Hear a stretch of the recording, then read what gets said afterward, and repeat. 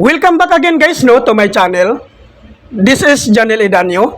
At sa video kong ito, magbibigay lang po ako ng update regarding po sa mga mag-a-apply pa lang sa MoveIt. Marami po kasing nagtatanong sa aking mga vlog kung kailan daw po ang susunod na schedule ng license caravan ni MoveIt. Good news po ito sa mga mag-a-apply pa lang sa MoveIt na mga non-pro pa lang po yung mga lisensya po nila. Dahil po, meron na naman pong bagong schedule si MoveIt regarding po sa license upgrade caravan.